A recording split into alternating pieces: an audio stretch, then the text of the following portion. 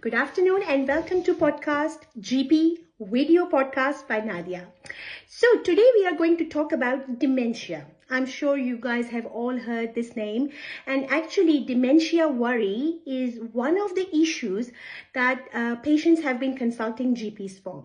Like they don't have dementia, but for example, they have seen someone in the family suffer from it, mother, father, grandparents, aunties, uncles, and they are worried that what are their chances of getting dementia. Dementia is a very vast topic. First of all, I would like to tell you that I would be making a few podcasts on this topic as well, as I did previously on obesity. There were 3 video podcasts. Then on PMDD, I did 3, and in those podcasts I could only touch maybe 0.0001% of those topics, and same is going to happen here because of course my knowledge in this vast ocean of knowledge is like around 0.000001%. But this is my aim.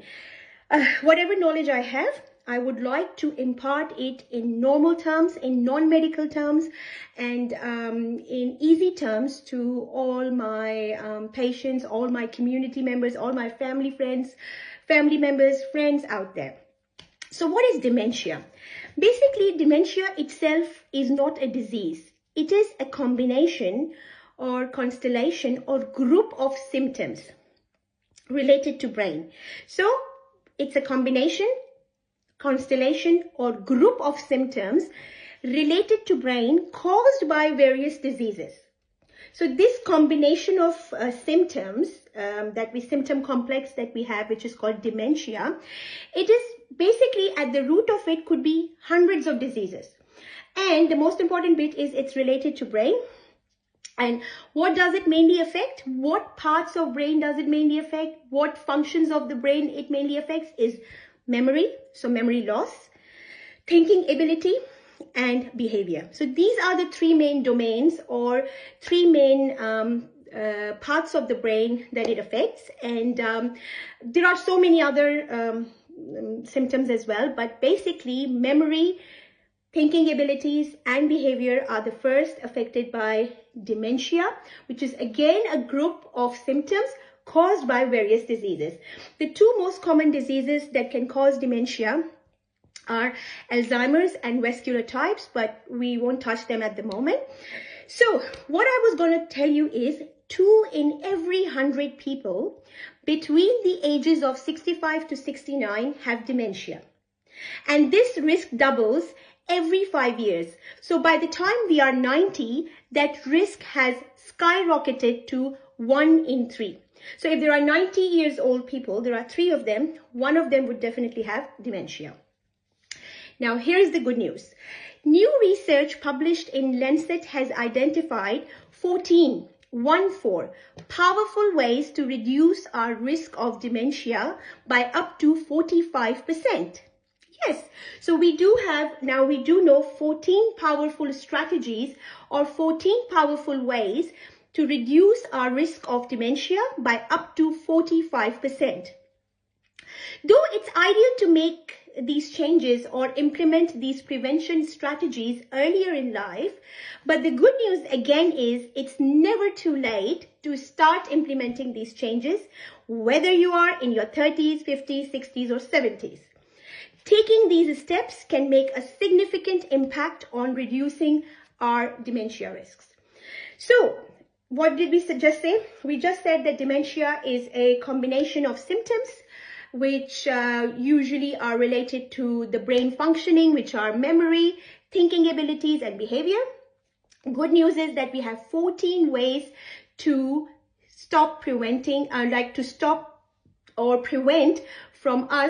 us to get dementia. So we have 14 ways of implementing strategies to help us not get dementia when we grow.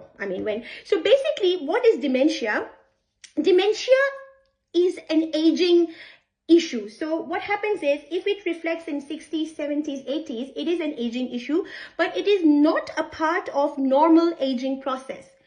So it's not a part of normal aging process, but this disease constellation or this combination of symptoms do become evident or apparent with the increasing age.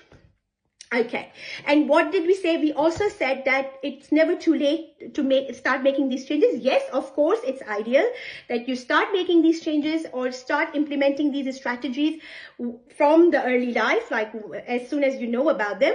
But even if we are in our 30s, 40s, 50s, 60s, 70s, we can still start implementing these strategies in our life.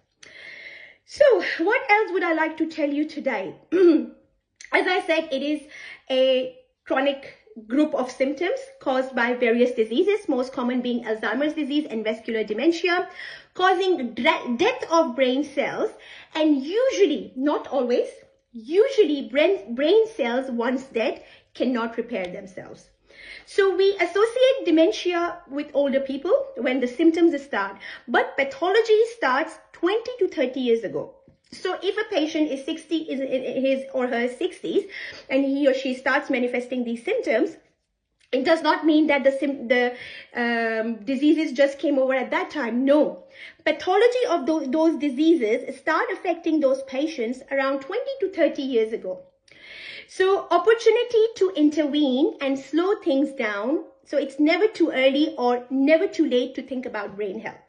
So never too early as soon as we are born and stuff, and never too late, even if we are in our 70s and 80s, it's never too late to still start implementing those strategies if we haven't gotten dementia yet. Okay, so today I've just introduced to the topic, and what we'll do is tomorrow we will talk about those 14 strategies. We'll start talking about those 14 strategies from tomorrow. Have a great Saturday.